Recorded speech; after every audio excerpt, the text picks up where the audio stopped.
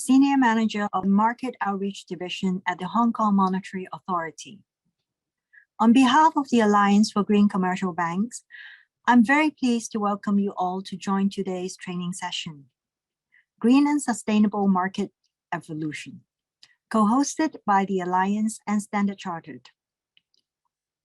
In this session, we aim to provide a holistic understanding of the latest development in the sustainable finance market, which has seen remarkable growth. Sustainable financing is no longer a fringe activity in the international capital markets, but there is an increasing proportion of issuers financing in ESG-labeled format, and many sovereigns leading the way with the inaugural sustainable bond issuances. Today, industry experts from Standard Chartered will be sharing with us different types of ESG-labeled bonds and loans, the process of creating a sustainable finance framework, and subsequent reporting and monitoring. They will also share with us the process of obtaining an external review with specific case studies on first-of-a-kind transactions. Please join me to welcome our speakers from Standard Chartered, Ms. Tracy Wong-Harris, Head of Sustainable Finance Asia, and Ms. Ariel Lim, Sustainable Bonds Debt Capital Markets. Rahul is not feeling well today, and Ariel will be speaking on behalf of Rahul. Over to you, Tracy and Ariel. Thank you. Thank you, Susanna. Thank you for the kind introductions. Delighted to be here today to kick off the first Alliance training sessions and to share with you, together with Ariel, to share with you the sustainable finance market update, introduce you to the ESG bond and loan and the insurance processes, and we'll be sharing some case study, and we'll be looking forward to have a active dialogue discussions with you during the Q&A sessions. With that, let me share the screen so that, one moment. Okay. So with that, let me kick off the market. So I think the graph tells the story. You can see the very strong growth over the last 10 years, and that's across globally and in Asia. In 2021, the market has exceeded $1.6 trillion in total market volume globally, and you can see the strong growth followed in also Asia as well. In 2021, the market doubled of the size globally and 3 times triple in Asia. So this is very encouraged to see. This is one of my favorite graph. I always call it from green to rainbow. From very early on that we've seen the green loans and green bonds started in the market to move to GSS, green social sustainability, which is sustainability is mix of the green and social, to sustainability linked loan, which we'll share a little bit more later with the massive strong growth over the last 3 years, and to the transition financing. Now, green bond is still the biggest part of the overall market, taking close to 40%, and sustainability linked loan follow as the second market, taking over a quarter. Now, during COVID, last 2-3 years, we have also seen a very strong pickup in the social bond area, taking a total market share of 13%. With that, let's take a look at the sustainability linked loan market. So as I mentioned, enormous growth over the last year. As you can see, 2021 is 3 times of the market from last year, from the previous year.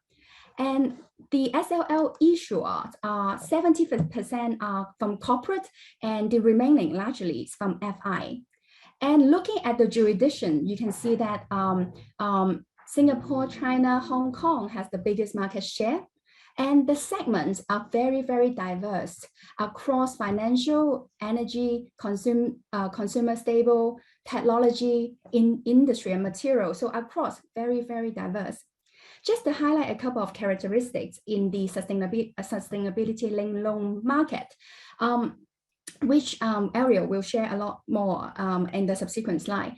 But just to call out the differences, the key differences between Asia and Europe.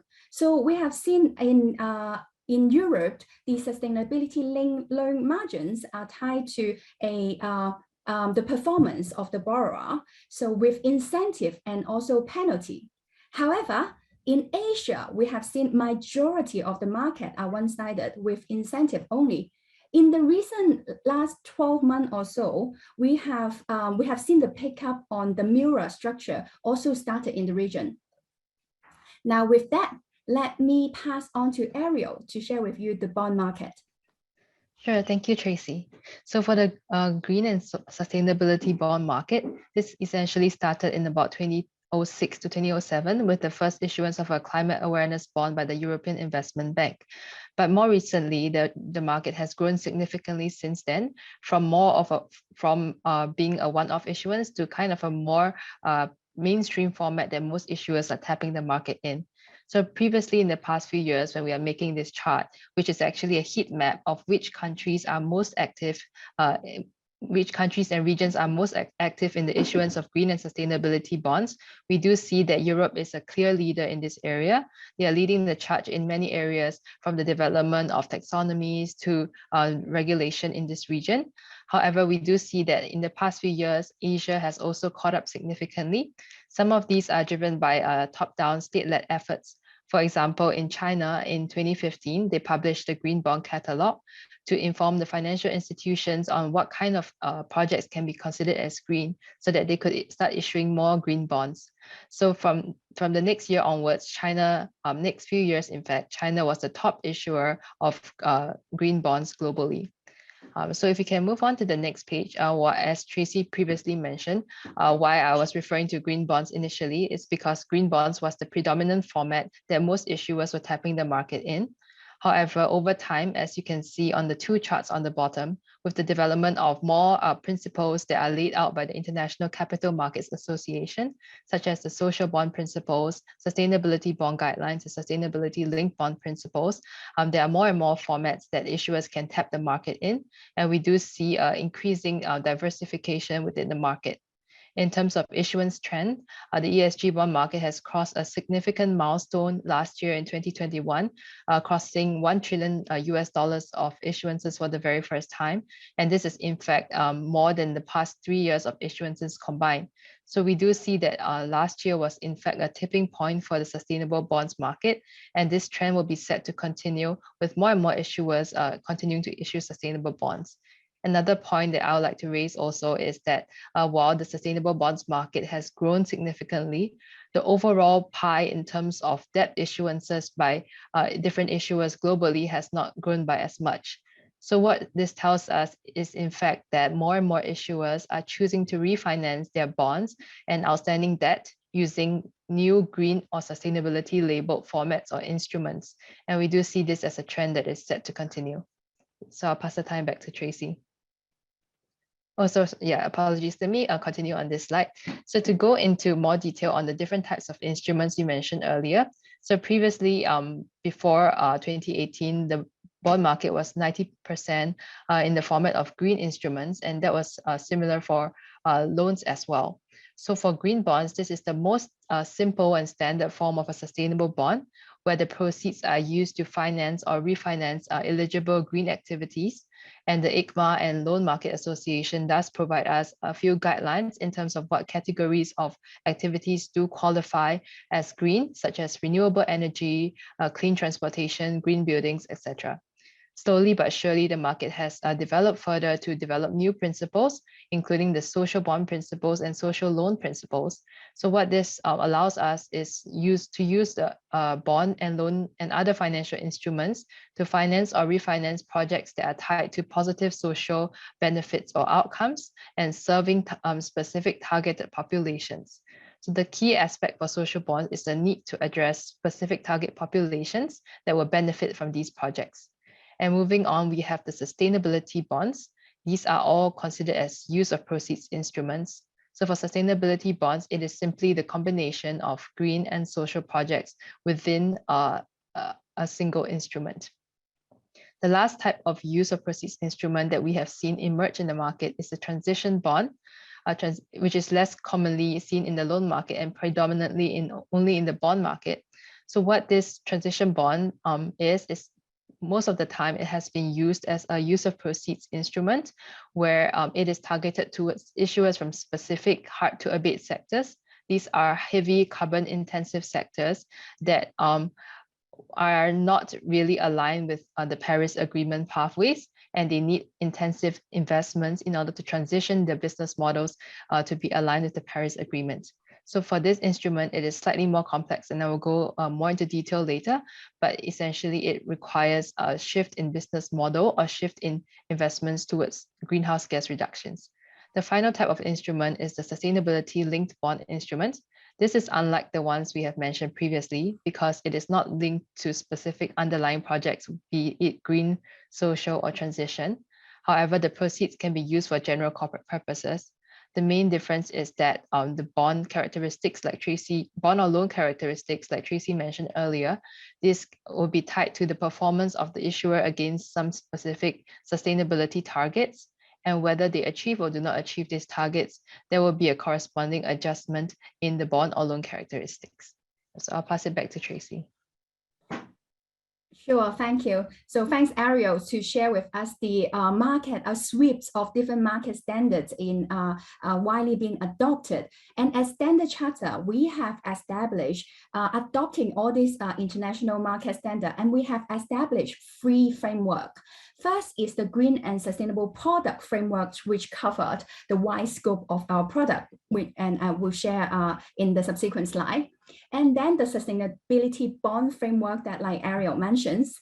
And finally is the Transitions Finance Framework on the back of supporting the massive drive of for the just transitions. We have published the Transition Framework also to facilitate this effort.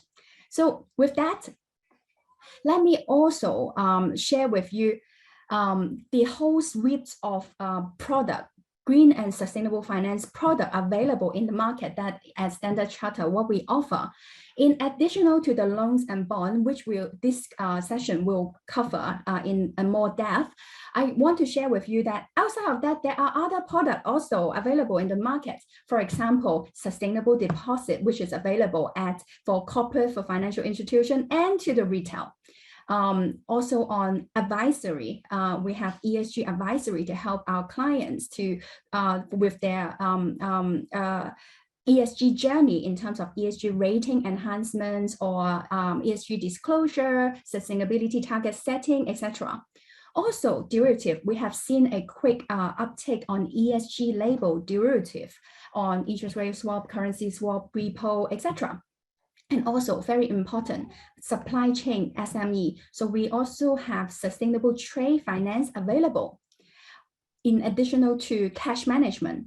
And last but not least, carbon trading. Carbon trading, we have seen a very strong uptick with even clients from China, Korea, Singapore, Hong Kong gone out to purchase carbon credits in the EU ETS market. Now, with that, let's dive deeper into the ESG bond and loan sessions, and I will pass back to Ariel. Thank you. Sure, thanks, Tracy.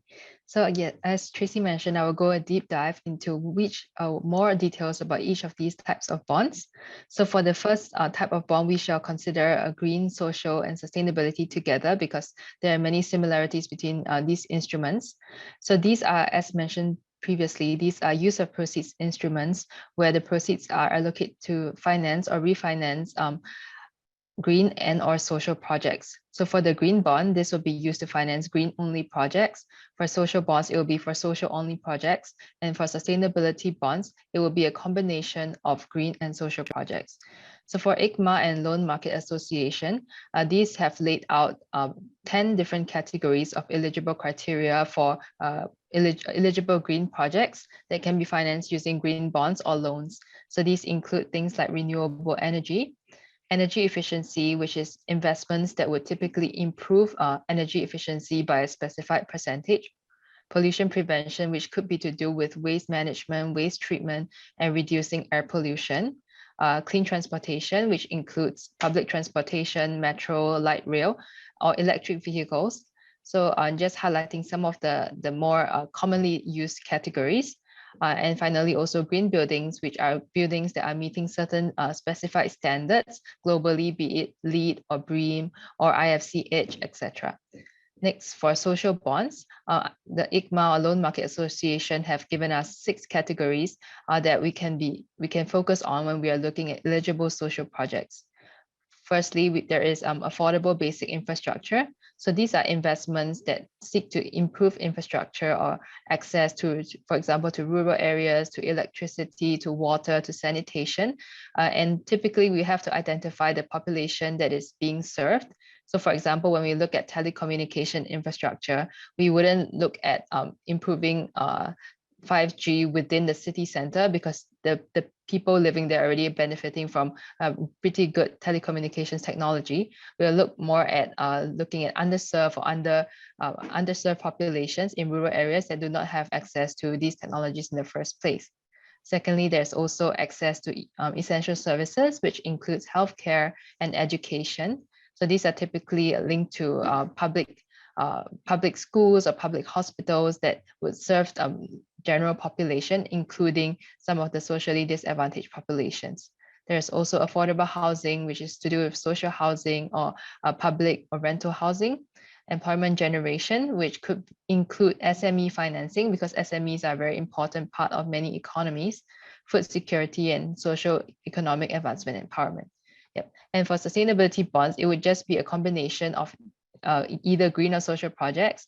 There isn't a specific percentage mix that we are looking for, but we would try to strive for an even balance between the green and social projects. There's also one more type of bond that is known as SDG bond. This is more of a thematic label that some issuers, especially sovereigns, ascribe to their bonds, but essentially it is a sustainability bond because it is refinancing social and green projects. Okay, move to the next slide, please. So moving on to the next slide, we do have another kind of thematic bond, which is known as blue bond. So this is kind of a more rare type of bond, and only specific issuers that we have seen include development banks and sovereigns that have issued this type of bonds. So blue bonds can be seen as a subset of green or sustainability bonds because it is serving maritime or ocean-based projects. So from that perspective, it could be a subset of a green bond because it's used to preserve and restore marine or coastal ecosystems, reduce marine pollution. All of these are kind of green activities. But at the same time, it can also be a subset of a sustainability bond because it could serve ocean related livelihoods of, for example, small fishermen, etc. So these would be actually a subset of green or sustainability bonds. Moving on to the next slide, please. So for sustainability linked bonds and loans, as mentioned, that there are no specific use of proceeds to be financed under this under sustainability bonds, linked bonds or loans. The proceeds can actually be used for general corporate purposes. However, the issuer typically has to set an external target that they would achieve. So these would be aligned to, for example, their science-based greenhouse gas emissions reduction target, or some of the other green material, environmental, or social topics within their sectors. So for example, in the sustainability linked bond market, NL was the one who issued the first ever sustainability linked bond. This is a gas and electricity transmission and distribution company, and they have experimented and innovated with this format extensively. So their target is linked to reduction in Scope 1 greenhouse gas emissions by a specific date, and they have issued a large number of sustainability linked bonds. A key feature of sustainability linked bonds is a financial or structural characteristic change, which is tied to the achievement or non-achievement of the sustainability performance targets. So if the issuer does not achieve its targets, typically it would face a coupon step up or step down reduction. What we see so far is that typically in the bond market, following on to what Tracy mentioned earlier, for the bond market, the payoff has been asymmetric to the investor as compared to the issuer. So what it means is that for the bond market, typically there is a step up penalty to the issuer that they have to pay if they do not meet the target. But if they do meet the target, there is no change in the bond characteristics whatsoever. But for the loans market, we understand that it could be a mirrored structure, or it could be a benefit only structure. Moving on to the next slide. Yes, so for transition bonds, as mentioned, these are for issuers from hard to abate sectors such as shipping, aviation, power generation, or steel production. So these are sectors that contribute a high percentage of greenhouse gas emissions globally, and also pretty hard to reduce the emissions. So what we need for this sector is to raise financing for specific transition projects that will help to reduce the greenhouse gas emissions significantly. So for example, in the steel sector, we can see this as a change in maybe steel production methods from using blast oxygen furnaces to using electric arc furnaces, which can run on natural gas and hydrogen. So these would reduce the emissions significantly in line with industry established science-based pathways. So for transition bonds, what we see is that use of proceeds are typically sector specific, and we typically will also look to some of the second party opinion, which we'll go into later, guidance on what are some of the eligible projects in each sector. Furthermore, in 2020, ICMA released the Climate Transition Finance Handbook, and this is providing guidance towards transition issuers of what kind of disclosures they need to share with the market when they are issuing transition bond. So they need to share with the market about their transition strategy and governance, which should be aligned with the goals of the Paris Agreement. They should also focus on areas that are material to their business and not small areas that aren't core to their overall operations. They should follow science-based targets and pathways and demonstrate how they are meeting these pathways, as well as a CapEx or implementation plan to show how they can achieve these overall reductions in their business. And moving to the next slide. Sure, so currently I'll also quickly go over the ESG bond and loan issuance process.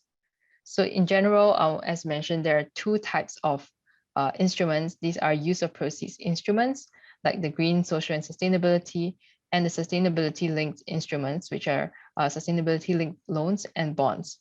So for each of these instruments, there are slightly different requirements to be met in the market. Specifically for bonds, they would typically require a framework when you are trying to issue either a green, social, or sustainability bond, and also a sustainability-linked bond. So we will go into more details of what the framework contains in the later slides.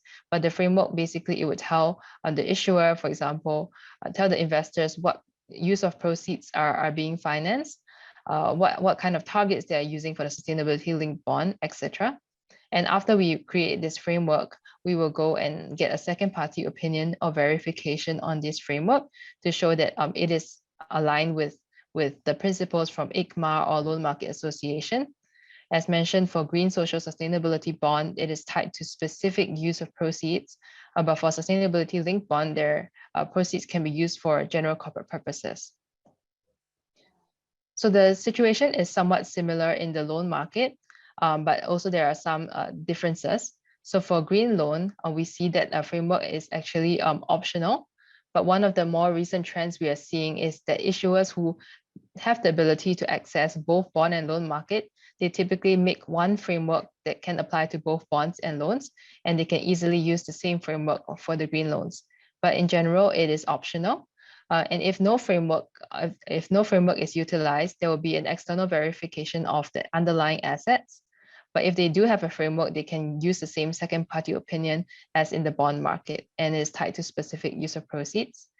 Secondly, for sustainability linked loan, typically because these are more bilateral agreements, there is not really a framework needed, but there is an annual external verification that needs to be sought because the loan or bond characteristics will be subject to change if the issuer does not meet the targets. If an ESG rating is used as the basis of the sustainability linked component, a license rating would have to be sought.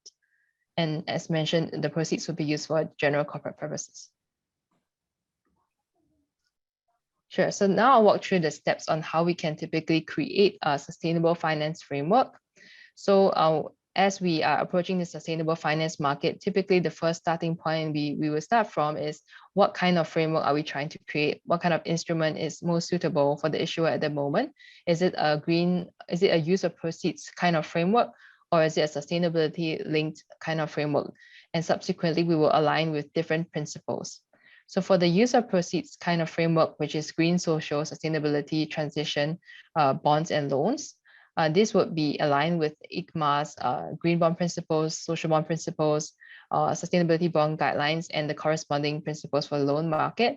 And what these actually require us is four key pillars. The first one is use of proceeds. So the framework is essentially a 8 to 10 page document that lays out all the procedures related to the specific ESG bond. So first component that we would inform the investors of is the use of proceeds, meaning what kind of projects actually qualify under our framework. We should lay out clearly all the different criteria related to the specific projects. For example, for renewable energy, there may be some carbon emission threshold that we need to meet in order to be eligible. Secondly, there is the process for project evaluation and selection. So what this tells us is how is the issuer going to select these projects that they're going to use to the bond or loan to finance or refinance. So they should typically have an internal governance committee that will review all these lists of projects, and then they will assess whether they are eligible, and then they would put it into the bond or loan. The third step is to look at the management of proceeds. So after the proceeds of the bond or loan are being raised, how are they managed or being tracked? Typically, they can be put into the general funding accounts, but then separately, the issuer should have an internal process to track and allocate these bond proceeds into specific green or social projects. And finally, the issuer should commit to report on an annual basis how they have utilized these proceeds into which categories until the bond or loan has been fully allocated. Separately, for the sustainability linked bond or loan, the framework actually ties into different pillars. So as you can see in blue on the right, firstly, the framework should highlight what KPIs they have chosen. So the KPI in this case is referring to which metric. So is it carbon emissions? Is it carbon emissions intensity? Is it water intensity? Why you have chosen this target and why it's important to your business. The second aspect is the calibration of the specific target. So why have you chosen a specific reduction by, for example, it could be 30% reduction by 2030, and then the issuer will have to explain why they have chosen these targets and how it's aligned with the science-based pathways. The third part is the bond characteristics or loan characteristics, which means what's going to happen when the target is not being met. Is there a step up or step down structure? The fourth part is on reporting, meaning that the issuer is committing to report annually on how they are performing against these targets so that the investors can adequately assess their performance. And finally, they are committing to get a verification on an annual basis on these targets as well. Sure. So in terms of annual reporting, it's just a repeat of also what I have mentioned just now. So for green, to recap, for green, social and sustainability bonds or loans, typically they would need to report on an annual basis on what is the allocation into different project categories and also the impact of these projects. But for the use of proceeds format, typically they only need to report until full allocation. So meaning that if they have already allocated fully within the first year, there is not much need to continue reporting after that, even though it would be seen as a best practice. However, for sustainability linked bonds and loans, there will be annual reporting required on an annual basis until the target date, to show the performance of the issuer against those targets. So finally, we can talk about the selection of the second party opinion provider. So after the issuer has drafted the framework that contains the components that I mentioned just now, they will typically need to seek an external review of this framework. This is to demonstrate, to validate or demonstrate to investors that indeed this framework is aligned with the principles that are laid out by ICMA and Loan Market Association. So this SPO second party opinion is typically a one-time process prior to the issuance, where after the framework is completed, we will get a second party opinion report. And there are a number of key players in the market, such as Sustainalytics, DNV, ISS, Cicero, Moody's, which used to be known as Vigeo, IRIS, and S&P Global. Some of these providers are also eligible under the Hong Kong Monetary Authority's Green and Sustainable Finance Grant Scheme, which Tracy will be covering later on. So the SPO process is typically a 4 weeks process, which starts with the issuer sharing the draft of the framework with the SPO provider. There will be a few back and forth, maybe a few questionnaires that need to be filled in for the SPO provider to conduct the assessment. But essentially, it is a desktop level assessment where there's no like on-site checking or like on-site work, but it's mostly exchanges over email, where the SPO provider will assess whether this framework is aligned to the best practices in and also the guidelines laid out by ICMA or the Market Association. So just move over to a few quick case studies of the innovative transactions that we have seen in the bonds market. And after that, Tracy will cover on the loans market. So for the Republic of Ghana, Standard Chartered actually structured innovative sustainability-linked bond framework for the sovereign. So to give a bit of background, why we think that this is innovative is because for a sustainability-linked bond, typically it is more utilized by corporates, because corporates is not as difficult as for sovereigns to set a corporate level strategy that's approved by the board and then the whole organization commits to it. But for sovereigns, it is relatively more complicated because the country is so much bigger. There's so many more considerations. And also with political changes, it may be hard to set a specific target to complete way into the future. However, because there was a will to do this from the issuer side, we have helped this issuer, the Republic of Ghana, to structure the first ever sustainability-linked finance framework for a sovereign. So while we have explored a range of KPIs, eventually we have identified 2 KPIs that is most important to this issuer, which includes related to education, firstly, and secondly, healthcare. So for education, the sovereign has a program called the Free Senior High School program, which is to encourage more students to be able to access senior high school at the tertiary level by providing it for free. So through this program, they've already seen some progress to increase the completion rate in the senior high schools, and they would like to increase it further by 2030 to reach 75% completion of senior high school. And furthermore, they do have some programs to increase the number of hospital beds. This is particularly in response to the COVID-19 pandemic.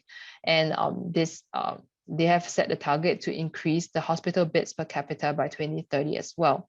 So for this first ever sustainability-linked bond framework for a sovereign, we sought the second party opinion of Sustainalytics, and they have provided a pretty robust assessment of the KPIs as being very strong to strong, and ambitiousness is ambitious, which is the highest level that they could give in the sovereign context. After this, we did see other sovereigns use this format, including Republic of Chile, where they have used an environmental KPI instead of the social like we used in this case. Moving on to the next slide, please. And I'll also wrap up with this Etihad Transition Sukuk case study. So as mentioned, the transition bond is for issuers from hard to abate sectors. Aviation or airline travel is pretty fuel intensive and greenhouse gas emissions intensive. However, there is no immediate replacement of this form of transportation at the moment. So what we can do is best to improve the way that things are being run at the moment. And so for Etihad, this issuer has programmed to replace their fleet of aircraft to much more efficient aircraft, which can be 20 to 30% more efficient than the previous batch that they are replacing. So overall, this will also reduce the greenhouse gas emissions by a similar amount. They are also investing in sustainable aviation fuels. So by changing the fuel mix, we can also reduce the greenhouse gas emissions.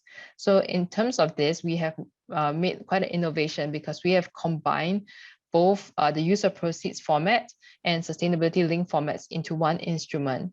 So as mentioned, the sustainability linked formats doesn't need to have a specific use of proceeds, but this issuer chose to use the proceeds for this replacement of the aircraft, which is the transition use of proceeds, and also tack on a sustainability linked angle at the same time. So if we could move to the next page.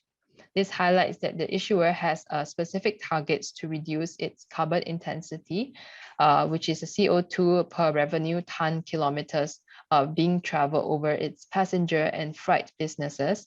And this, they have a target to reduce it to a specific level of about 18 to 20% by a specific date in 2024, 2025. And this is in line with some of the international pathways that have been laid out by the Transition Pathway Initiative. And finally, just to wrap up this case study, one of the other innovations that we have used for this transaction is that we have introduced a ratchet structure. So as you can see on the green table at the bottom left, this actually shows that if instead of having just one number that we can look at, which is the final target, if the issuer is performing slightly under it, there's a ratchet structure, meaning that they can have a different kind of penalty that's being paid based on what the final achievement of the target is like. And finally, also, instead of using a step-up structure in this transition and sustainability linked sukuk, which is the Islamic structure, we used a purchase of carbon offsets instead. So these carbon offsets, in fact, they are not eligible to be used under the issuer's existing commitments. So if the issuer faces this penalty, they will buy the carbon offset and immediately cancel it, meaning that they can't use it to their existing net zero commitments. But this is above and beyond what they will actually do on a normal basis. And we did get a positive second party opinion from Vigil Iris. Yeah, so I think this is all from my side. Thank you, Ariel. Need to give her a break to take the breath. Thank you so much for sharing. So before I share the loan case studies, I want to encourage everyone to post your questions. I have seen a lot come through, and I have answered a few. And after these sessions, we will also pick up the Q&A. So I encourage you to post your questions. So here we have seen learned a lot from the ESG bond market, label market. And now let's switch gear, looking at the sustainability linked loan case study. As I mentioned at one of my earlier slides, over the last 3 years, we have seen this market growing significantly. I think it's attributed to a few causes. One is, as Ariel mentions, instead of the use of proceeds, sustainability linked products can allow you with the flexibility to address on working capital, because the target setting, the key performance indicators are set and linked to the company or the borrower sustainability target per se. So it widened up of in additional to the sustainable finance market on use of proceed base, and this can address on working capital also. Now, secondly is the pricing structure. So the incentive, the borrower incentivized if you over and above and achieving an ambition target for your sustainability commitment, you are entitled to incentive structure. And also on the other side, the use of I try to avoid saying the penalty words, but the mirror structure on the other side. If you not able to deliver, there is a step up coupon associated to it. So this structure is another, I think, is one of my favorite structure. I feel that is more transparent to really help to articulate the measurable and ambitious sustainability target. Now, in front of us, there are a few transactions on sustainability link that recently transacted. I want to share with you a couple from the semiconductor industry, both addressing on the KPI, including very typically, and like Ariel's earlier case study have shown, on GHG emissions. So during the borrowing, the financing, the borrower are committed to reduce their GHG emissions over time, and every year they have to send this data to the lender and say, and these data need to be externally verified and say that I have either hit the target or I missed the target, and the margins, so the interest or the margin is tied to the performance as such. Other indicator on these semiconductors transactions that we see in front of you, including air pollutants emissions, water quality, and also increase and the renewable energy. And on the other side, on the semiconductor, the ASE deal are looking at also tied to the Dow Jones Sustainability Index as well. And another industry, on the gas industry, we have seen that pick up and using a sustainability link structure to articulate their GHG reductions over time, and also the social KPI was used. And another one on shipping industry, we have seen a quite significant pickup, and they will look to using the average efficiency ratios of per their vessels, and then the target will be setting out improving on even more than what the shipping industry association have set to the market. Let me see. So for the private equity deal that here, I have a separate slide to go through a little bit more detail. And lastly, to wrap up on the Ghana deal, this is a Sovereign Sustainability Link Framework that was done for the Republic of Ghana, and then it tied to the KPI tied to the senior high school, and also the number of beds that was per capita. Now, let's take a deep dive into this private equity subscriptions fund that we have set the sustainability linked loan structure. So as Ariel mentioned, SPO, second party opinions, widely adopted in the bond market, and we have increasingly seen more and more of syndication loan, or even sometimes bilateral loan, adopt the SPO opinion. Now, this is one good example. This is the second party opinions report for this particular private equity deal. And I'm very proud of this deal. On the right-hand side, we highlighted there are 4 KPI being set for these transactions. And the first one is addressing on the G, the governance. When this is looking at how to improve and enhance the ESG assessment during the due diligence process when the fund go into look at the underlying portfolio company selection. So the G. So the ESG, the first KPI hit the G. Now the second KPI is looking at the GHG emissions reporting and improvement of the underlying portfolio company. So the G and the E. And now the third KPI, looking at the S, social, looking at gender diversity in the portfolio company, setting target on guiding and stretching the underlying company, the improvement in the gender diversity. Now the fourth KPI, so the first 3 KPI set at portfolio company level, and the fourth KPI set at the entire platform, the fund PPEA platform, on covering both its own operation and portfolio company, and going through the SBTI journey and targeting, looking at the E, the GHG emissions again.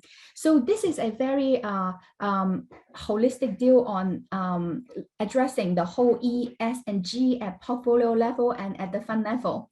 And in addition to that, we have also structured a carbon credit mechanism to this deal, like Ariel mentions on the earlier deal on the if we do not achieve this KPI, that's the step up coupon by purchasing carbon credit to the fund. So we believe this is a very innovative structure, and we have seen increasing interest on this in the market. Now, with that, let me also highlight, I think Ariel also mentions, so Hong Kong Monetary Authority have rolled out the Green and Sustainable Finance Grant Scheme. And this is a providing subsidy for first time bond issuer up to a cost of 2.5 million Hong Kong dollar subsidy, and also for covering cost of external reviewer on both loan and bonds up to 800K Hong Kong dollar subsidy for external reviewing. So for example, the SPO second party opinion clause, and also the subsequent reporting on the SL. So for the sustainability linked loan structure, we have the borrower required to submit external verified reporting. So this grant scheme also covers this external reporting costs as well. So it's been widely adopted and well popular in the market. And the recent update of the of this grant scheme has lowered the minimum size amount for the loan to only 100 million Hong Kong dollar. So we encourage, this is very encouraged to see how the market has been adopting this grant scheme, and how our Hong Kong monetary authorities commit and promote the green and sustainable finance market.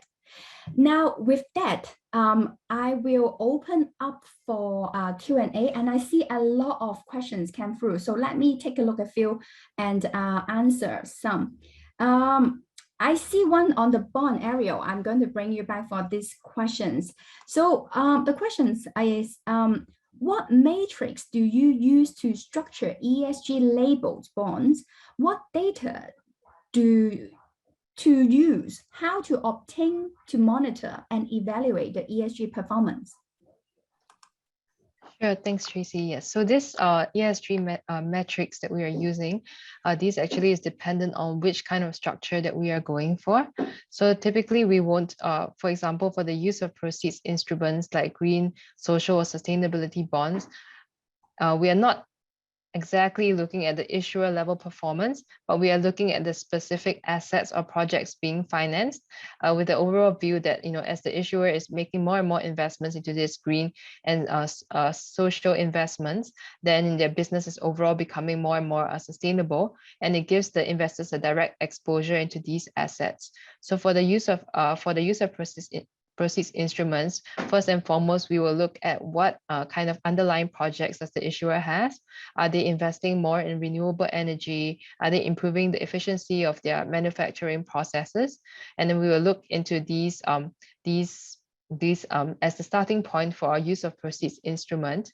So for some of the specific categories, there are some criteria or thresholds that need to be met. So for example, for hydropower assets, typically we will look to some specific threshold or carbon intensity threshold. So this is some of the metrics that we may need to evaluate whether the project can be considered green or not.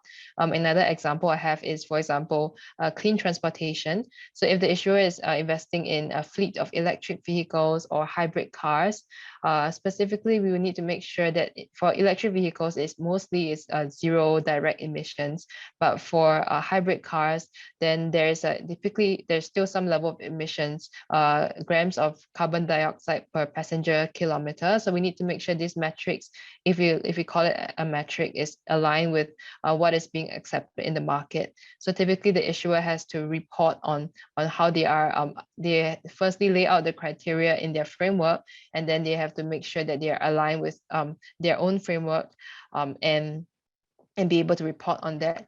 And the second aspect of the question I would think is related to sustainability linked issuances. So typically here we are looking at some of the material topics for each sector. Definitely, most of the time, greenhouse gas emissions is going to come out as one of the more important ones, even though there might be other aspects like water or waste, or some of the social, like gender diversity, that may come up for other sectors as well. So previously, the market was pretty nascent, but as it has grown, we do see more and more examples that we can take reference to from a multitude of sectors of what is typically considered material, what kind of KPIs do investors look at for different sectors. Yeah, so I would say this is the starting point for both instruments. Good. I just writing up on that. There's a questions on how long are the tenors of the bonds usually, and could they match the investment horizons of the underlying projects? Sure. So for the use of proceeds instrument, while it is a good idea definitely to match the tenors, this is actually not required because for the use of proceeds instruments like green bond and social bonds, they recognize that the fungibility of funds, right? So and the exposure, the credit aspect of this instrument is linked to the issuer level credit worthiness rather than the credit worthiness of the specific project, like the solar project or the wind project, for example. Yeah, so there is a sort of a distinction that we can draw between these two aspects. And we do see that for green bonds, typically green bonds also use of proceeds instruments, issuers typically report or look at the instrument on a portfolio basis. So they don't have just one asset that they are trying to finance. They have a whole list of assets that they can be financing. And what they need to ensure is that the whole size of this portfolio is matching the size of the bond allocation throughout its life. So because of this flexibility, the bond instrument can actually be as long as you want. We have seen 25 years instruments price, 30 years instruments price. And this just ensures, makes sure that the means that the issuer has to do the continuing monitoring and ongoing reporting as long as the bond is still being active and the portfolio changes over time. For sustainability-linked bonds, it's a slightly different concept because the KPI is typically related to the bond tenor as well. The KPI testing date, maybe it can be halfway through the bond tenor, or it can be 90% through the bond tenor, with which we will have a kind of a back-ended kind of step-up structure. So for this, we tend not to see the KPIs going too long because it's quite difficult for companies to set a 20 years target and know that they're going to achieve it. The market was starting out with more shorter tenors, about 5 years tenor, and it has slowly broadened out to about 10 years tenor when the issuers are getting more confidence to set 2030 targets. The longest one I believe is probably around 20 years, but there's only one isolated example for the bond market. Thank you, Ariel. So let me have a step on this one. So there's a question saying that if the borrower cannot fulfill the KPIs, what consequence will be brought to the borrower? Does the borrower need to repay the loan? So there are two types. So on sustainability-linked loan, as I mentioned, majority of the European market are both sided. So if you fail to fulfill the KPI, there will be a step up of coupon. So you have to pay the penalty. And also there is a disclassification clause as well that will be used if in the case of the structure doesn't met anymore. But it will not affect the credits of the loan. So basically your sustainability-linked loan and become a standard loan and not a linked structure and being declassified. Do you have anything to add on this? Is this one, Ariel? Okay. Right. Okay. And then I also see there's these questions on what extent will China succeed in its 30-60 goal, especially in financial industry. Okay, so with the China commitment of achieving the peak at 2030 and carbon neutrality by 2060, this is a massive leap forward for the whole global market to march closer to the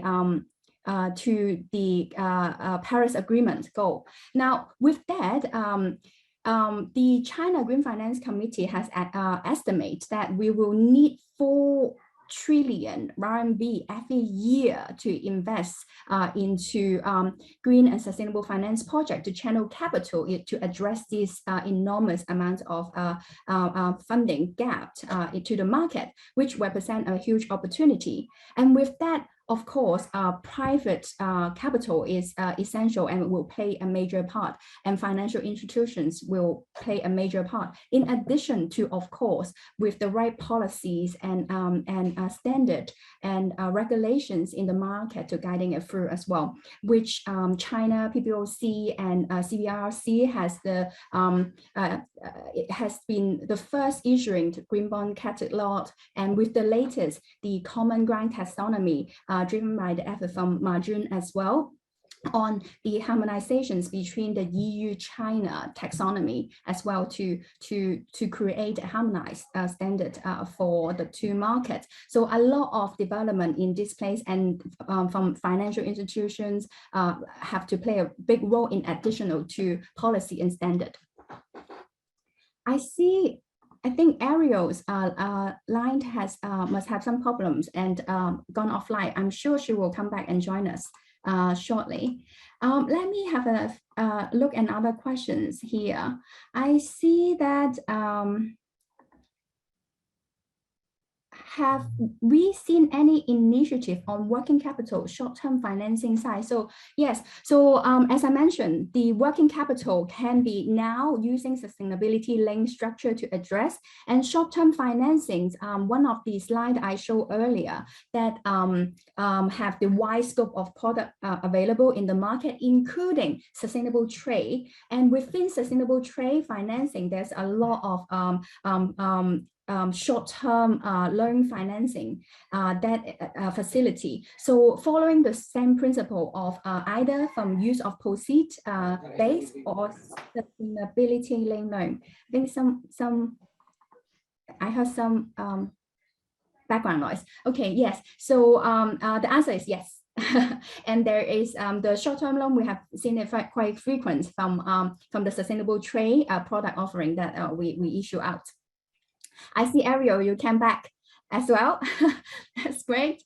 So I think there is one on bond. Let me read out this one.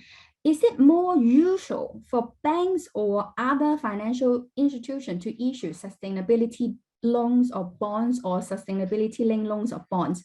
Is there any noticeable difference in coupon between these two types of instruments?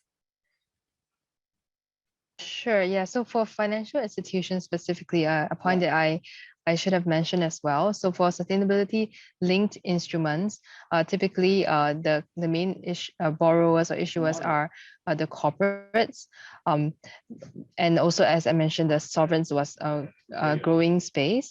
But the reason is because financial institutions, they have not really accessed this space. I think so far we've only seen 2 financial institutions issuing the sustainability linked format. The main reason is because banks are subject to a lot more regulation, and when they're issuing certain kinds of regulatory debt, like regulatory capital structures under Basel III, like additional tier 1 or tier 2 instruments, these instruments cannot typically have additional step up, which is seen as an incentive to redeem. So for financial institutions or banks, primarily we have seen them issue in the use of proceeds format, which can be green, social, or sustainability, mainly green and sustainability. And the question about whether there is a coupon or pricing differential between these 2 instruments, this is a fact that is often mentioned in this market, but it's also rather hard to empirically prove unless that because there can be many factors that affect the bond price. So unless we issue the green instrument and sustainability linked instrument and conventional instrument in the same day, same market conditions, same tenor, it's very hard to empirically prove that there's a difference in such pricing. But we typically see that there is a certain increase in demand and investor diversification when we issue these kind of instruments.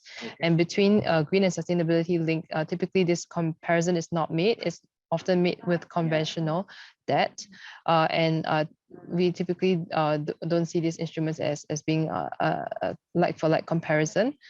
But yet for the greenium overall, there is slight benefit in terms of comparing with the conventional debt.